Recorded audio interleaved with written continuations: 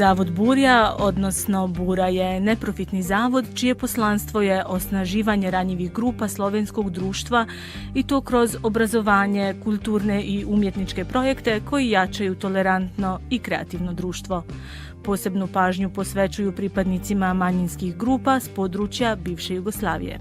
U sklopu projekta Balkan Express, koji financira Javni sklad Republike Slovenije za kulturne dejavnosti, želimo vam kroz seriju podcasta predstaviti osobe, institucije i projekte koji jačaju interkulturalni dijalog na prostoru nekadašnje zajedničke države. Ja bih počela sa Europskom nagradom slobode. Šta vam to znači? To je odjeknilo prilično, nagrade uvijek odjeknu. Aha, dobro. Da, mislim, ove godine je to situacija da sam uspjela u zapravo nekoliko mjeseci dobiti dvije bitne europske nagrade. Jedna je u Poljskoj, bijenalna, to je ogromna poljska nagrada, Europski pjesnik slobode, koja se dodjeljuje za prijevod na poljski svake 2 godine nekog europskog pjesnika i mislim da je ta nagrada i samim time kad se pogleda tko je u žiriju, a i tko su bili dobitnici, jedna od najbitnijih europskih nagrada za književnost, a naravno onda i za poeziju. A tu je ove godine bila i nagrada u Vilenici, u sklopu Vilenice, srednjoeuropska nagrada za mlade autore, tako da je ovo se poklopilo da su ove godine dvije bitne nagrade došle. Naravno, tu je meni kao autorici nekako bitno i to otvaranje vrata prema Europi, ali i svijetu, pa ćemo vidjeti što će se sad dalje događati s tim knjigama. Ali i vaš govor na dodjeli nagrada je poprilično odjeknio. Pa mislim da je bitno za svakog autora, mislim ne mogu govoriti sad nekakav imperativ prema nekome drugome, ali za mene i kao intelektualku i kao autoricu je bitno progovarati o onome što je problem u društvu i nekako smatram da je moja odgovornost od toga ne bježati, pa onda samim time i kada postoji otvoren javni prostor za progovoriti o nečemu mimo književnosti, ja mislim da je uvijek bitno uzeti tu odgovornost i reći, ukazati na to što nije dobro. Mi ne živimo u idealnom svijetu, nažalost živimo u svijetu u kojem se i dan danas zakidaju ženska prava, mi živimo u svijetu gdje je u Afganistanu ženama zabranjeno da govore naglas, imamo situaciju genocida u Gazi na koju ne reagira Europska unija i nažalost, kako to biva uvijek s povijesti, kasno će se shvatiti što se moglo, a što se nije učinilo. Imamo situaciju u Ukrajini gdje nakon 3 godine ratovanja, to oni su sad u 3. godini, ta zemlja je potpuno iscrpljena i samo je pitanje da, koliko još treba da ti ljudi umiru, da se netko sjeti reagirati. Trump je došao u Ameriku. Mislim, sad možemo ići u nedogled, ali ne živimo u idealnom svijetu i mislim da je svakako bitno reći nešto o tom svijetu, a onda naravno i reći zašto je književnost tu. Primjerice, ono što je interesantan podatak, nedavno sam razgovarala sa Andrijom Ljupkom, koji je ukrajinski autor, koji mi je rekao da je za 200% porasla proizvodnja knjiga u Ukrajini, zato što se ljudi u teškim vremenima, a to moramo početi shvaćati, vraćaju knjigama. Knjige su naša utočista, knjige su naš lijek, knjige su naša mogućnost da razumijemo svijet. I iz tog razloga isto mislim da je, evo, kao što je bilo u tom govoru, neprestano bitno govoriti i o tome što je krivo, a onda pružiti i književnost kao utočište i nadu, naravno, za nekakav bolji svijet. Dakle, aktivna uloga u stvari poezije i književnosti općenito, ne l'art pour l'art.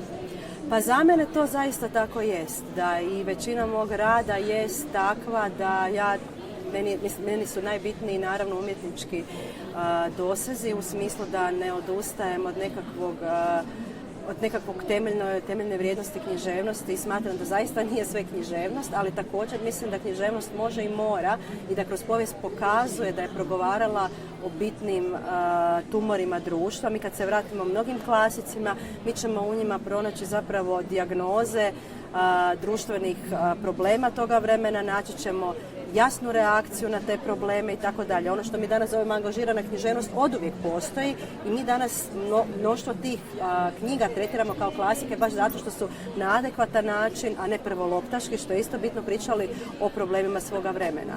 I onda naravno mogu postati univerzalne te knjige. Orwell nikad neće prestati biti aktualan.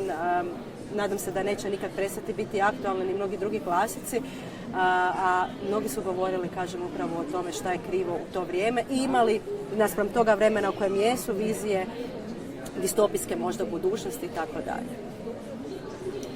Ajmo se samo sad malo vratiti na vaš početak, odnosno na djetinjstvo, koje je, mislim da, velika inspiracija vama isto tako za pisanje, život na selu, demistifikacija. Pa, mislim, demistifikacija, ali s druge strane, mislim, to ja uvijek pokušavam reći, sad me jedan kolega danas pitao, sam rekla da sam tek prošle godine bila u Sloveniji, pa evo sad čisto da shvatimo situaciju, to u Novom Mestu. Ove godine sam prvi put bila zbog nagrade u Ljubljani, ovo mi je drugi put tek posjet u životu u Ljubljani. Mi smo odrastali u izbjeglištvu, znači moja obitelj i ja i živjeli smo većinu našeg djetinjstva u kućerku sa 2 sobe, gdje smo mi bili utrpani djeca i roditelji u jednu, a naravno baka i djed u drugu sobu. Živjeli smo tako gotovo do mog 5. razreda osnovne škole, kad smo se tek vratili na selo u obnovljenu kuću nakon rata i živjeli smo većinu vremena, ne većinu, zapravo cijeli moj život je bilo pitanje velikog siromaštva ili malo manjeg siromaštva. Bili smo socijalni slučajevi većinu mog života, tako da taj život koji je meni, mislim, to jest na neki način meni zasigurno materijal koji je meni trenutno bitan kada pišem, ali također je bitno govoriti o tome koliko malo ljudi iz tih sredina koje su klasno su deprivilegirani ti ljudi, može uopće imati šansu pisati danas. Ja sam sretna jer sam jedna od njih, ali također sam i svjesna toga koliko je meni teško bilo otići do Slovenije do moje 30 i neke godine. Jer to je, kada su situacije tako postavljene, nešto zaista nezamislivo. Tako da mislim da je to dobar također poligon za govoriti o tome koliko moramo društvo učiniti puno osjetljivijim za ono što siromaštvo jest, i toga će biti zbog klasne nejednakosti sve više, a među nama, među tom djecom, pogotovo po selima, u Hrvatskoj znam da je tako, mislim da je bilo gdje tako, leže mogući budući najbriljantniji matematičari, kemičarke, spisateljice i tako dalje, ali neko mora prepoznati tu djecu i dati im šansu. Ali kod vas je isto tako bio i talent, i ogroman talent, i ustrajnost, i bili ste odlični u školi i na sve moguće natjecanja išli, i fiziku ste studirali, ok, niste završili igrom slučaja jer vas je odvelo negdje drugo, tako da nekako, kako bi rekli, možda je taj uspjeh vam bio, pa ne znam šta sam u stvari htjela reći, kako bi ja sad to definirala, glupo rečeno da vam je bio predodređen, nije predodređen, bio jer ste sa ogromno rada, ali taj talent je ipak nekako morao doći, izaći. Pa meni je, evo, ja ću samo spomenuti, ja imam situaciju obiteljsku, moj otac je bio alkoholičar, on je zbog toga alkohola toga na kraju koštalo i života u mojoj 15. Spletom okolnosti je pao, pa noga u gipsu, pa tromb koji mu je došao do srca, ali sve krenulo sa alkoholom, jel? On je bio genijalan crtač koji nije nikad završio srednju školu. Moja majka i dan danas ona ima 8 razreda osnovne škole, ona cijelo moje djetinjstvo piskara neke pjesmuljke. Ti talenti postoje, ja sam ih vidjela u svojim roditeljima, ali stvar je u tome da ako ne postoji nekakva podrška društvena i ako se još spletom okolnosti dogodi to da se dogodi nesretni rat, ne postoje naprosto šanse da se takvi talenti razviju. Ono što se meni dogodilo u mom slučaju je činjenica da su mene prepoznali u školi i da su u školi te učiteljice prvenstveno ulagale velik trud i davale meni jako puno pažnje i u osnovnoj i srednjoj školi da bih ja uopće danas bila ovo što jesam. Evo da tih učiteljica nije bilo, profesorica, ja nisam sigurna da bi išta od toga bilo moguće. Jer su one prepoznale to i onda su me usmjeravale, davale mi dodatan prostor, poticale me. Mislim da je to isto ta bitna tema koliko upravo obrazovanje može napraviti tu razliku. Meni, mislim što se tiče mojih, ja sam trebala završiti u nekakvoj vrlo bazičnoj srednjoj školi, ne u gimnaziji, jer oni nisu mogli financirati gimnaziju, ali su mi u školi našli stipendiju, tada već za srednju školu, i nagovorili moje roditelje da upišem gimnaziju kako bih imala šansu otići na fakultet. Što je velika stvar, da su oni uopće pristali na to, ali da nije bilo angažmana moje osnovne škole seoske, koje se ja redovito vraćam, ja tamo radim sad radionice s tom djecom jako često, jer mislim da moramo vraćati tim zajednicama. to ne bi bilo moguće. Ja bih završila ekonomsku školu ili bih završila neku poljoprivrednu, cvjećar. Mislim, nema veze obiteljima koji su siromašne i koji su na selu. Ne znači ništa ocjena koju dijete ima, zato što ta ocjena ne osigurava tom djetetu resurse za školovanje. Ako ga oni ne mogu školovati, kako šta znači ta ocjena? Ništa. Tako da mi moramo malo sustav učiniti pametnijim. Nadam se da u nekom trenutku i hoćemo, ali evo, to je otvorena tema i bitna tema i dan danas. Dobro, sad ja razmišljam, možda je to na selu, ovo kao priča Ivice Kičmanovića, jel? Možda je to nekako i, ne znam, lakše se dogodi. Ja razmišljam koliko se gradske djece pogubi u nekom školskom sistemu. Da. I ostane neotkriveno, kako bi rekli, bez podrške i bez mogućnosti da razvije. Ja mislim da je to isključivo opet talent profesora, profesorica, jer baš sam nedavno imala razgovor sa svojom ravnateljicom, koja je sada ravnateljica, nije moja, ali jako sam bliska s njom, s kojom surađujem u toj školi osnovnoj, gdje mi komentiramo kako iz te djece nešto izvući, ali da je jako teško ako je stav profesora taj ja ne mogu ništa s tom djecom. Ali ti moraš biti taj koji mora imati talent vidjeti više u tom djetetu. I ako ga ti imaš, onda će vrlo lako dijete vidjeti više. Čak ja mislim da ne ovisi o tome da li je to seoska škola ili gradska škola, nego taj entuzijazam koji mora imati profesor. A mi živimo u vremenu kad je taj entuzijazam profesorima i učiteljima oduzet zbog loših primanja, lošeg statusa i tako dalje. Naravno da onda oni gube motivaciju za svoj rad. Nemaju vremena ni prostora prepoznavati u toj djeci čuda koje oni jesu. Tako da profesori i učitelji, učiteljice, profesorice, oni su ti koji naprave tu razliku, pa bilo to sredina gradska ili bilo to sredina. Mi smo imali divnu profesoricu, evo u gradu, u Petrinji sam ja išla u gimnaziju, znači je bilo skoro 30 u razredu. Mi smo imali tu profesoricu koja meni nije niti predavala, ali me uzela pod svoje još kad sam je upoznala na nekom natjecanju u osnovnoj. Ja sam išla kod nje na dramsku. Ona je iz Petrinje i izvukla statistički nemoguć broj glumaca.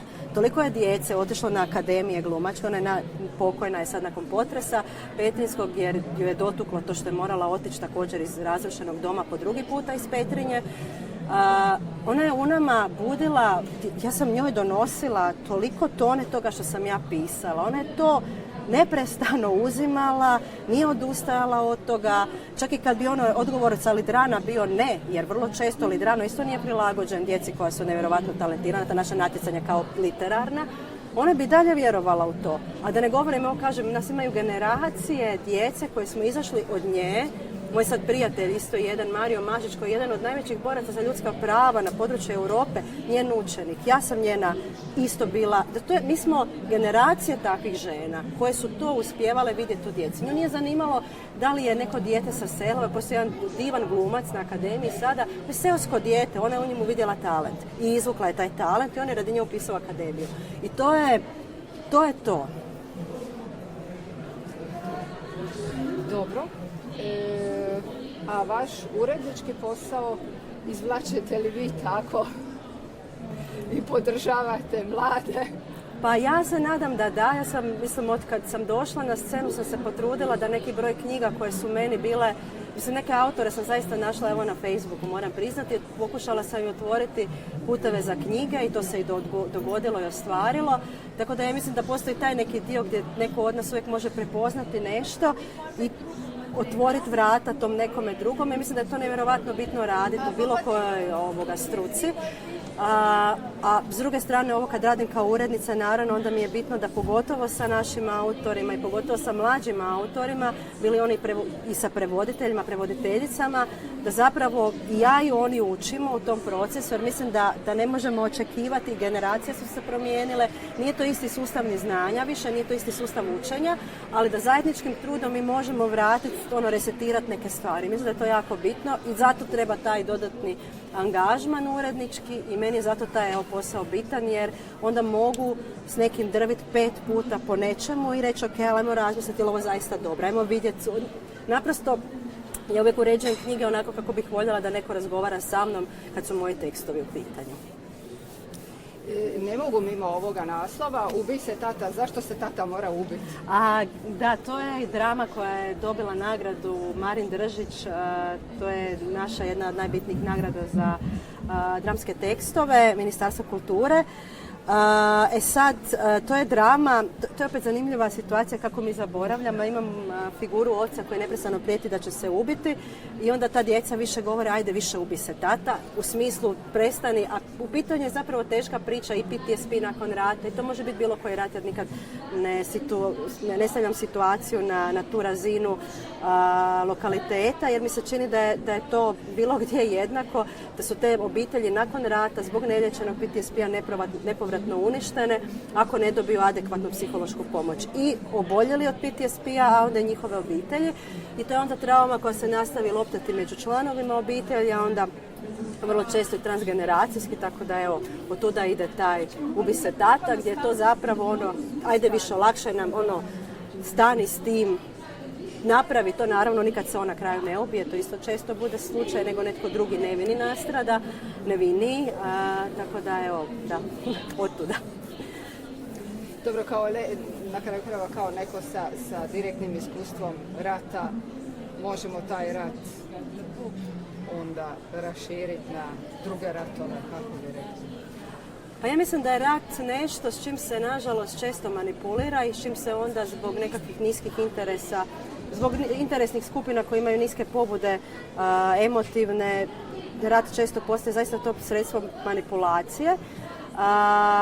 I mislim da je to krivo. Mislim da svi mi imamo, ja prva imam svoj narativ o ratu i on nije vezan na nacionalističkoj bazi. Ja mislim da rat treba promatrati kroz strukturu odgovornosti, da za zločine koji su počinjeni na teritoriju Hrvatske jednako mora odgovarati srpska vojska i srpski agresor, a s druge strane moraju odgovarati Hrvati koji su činili prema srpskim civilima te zločine. Znači mi moramo početi nakon rata sustavno govoriti o odgovornosti. Ratno stanje ne znači manjak odgovornosti, pogotovo ne moralne odgovornosti, odgovornosti prema životima. I mislim da je to nešto gdje mi i dalje podbacujemo, jer na konto nacionalizma smo skloni promatrati rat sa vrlo jedne uske perspektive, ne govoriti o situaciji koja je bila kroz povijest, se događa i nažalost na svim područjima koji su prolazili kroz rat. I sad ja recimo imam situaciju, meni stvarno u mom selu se dogodio masakr tijekom rata. Nekoliko dečki je gore poklano i to jako, jako brutalno. Osakačeni su doslovno i sad gore nikad ni ti ljudi koji žive, znači ni ti Hrvati, nikad nije ništa gore napravljeno da se tim ljudima olakša taj gubitak, a s druge strane mi imamo cijelu situaciju etničkog čišćenja Srba sa Banije, o kojoj također nitko ne govori, to se kao nije dogodilo. Tako da nitko tu nije dobio ništa što je trebalo biti napravljeno od strane jedne demokratske države danas, a to je zaista puno preuzimanje odgovornosti, jer jedno ne opravdava drugo, niti jedno manje drugo. I evo samo za kraj. I pišete poeziju i paralelno i drame i sad 2 romana radite. Kako to žongliranje? Teško. Kad stižem jedno, stižem drugo, ne znam, evo sad ću isto negdje sjest, pojest, onda ću otići raditi jer moram nešto hitno napraviti. Teško, zaista teško i mislim da danas, evo, ako ćemo o konkretnim stvarima, a vrlo je često jasno i bitno konkretizirati situacije. Honorari recimo u kulturi ne prate inflaciju, što je jako problematično. Tako da ukoliko imate inflaciju 40%, a i više, ja to gledam po dadiljama koje moram imati za djecu kad ovako odem, meni prije 6 godina je dadilja koštala 30 kuna po satu, a znalo se naći i za 25, sada je to minimum 10 eura po satu. Tako da samo to je odraz inflacije danas, a ako naši honorari ne rastu u skladu sa inflacijom, bojim se da mi govorimo o sektoru koji nužno radi previše da bi održao glavu iznad vode. Gdje da ljudi stvaraju, kako da ljudi pišu, i ako se i piše, bojim se da se ne piše duboko. To je vrlo često situacija jer mi nemamo više vremena ulaziti u stvari duboko.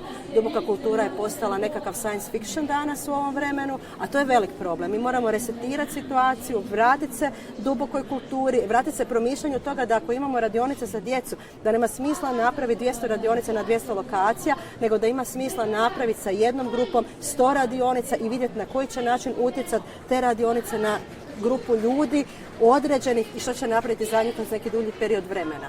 Moramo početi razmišljati na dublji način o svemu tome. Kako? Evo, ja isto razmišljam, pa možda dođemo svi zajedno do nekih rješenja, ali situacije u svakom slučaju da danas su izazovnije nego što su bile prije.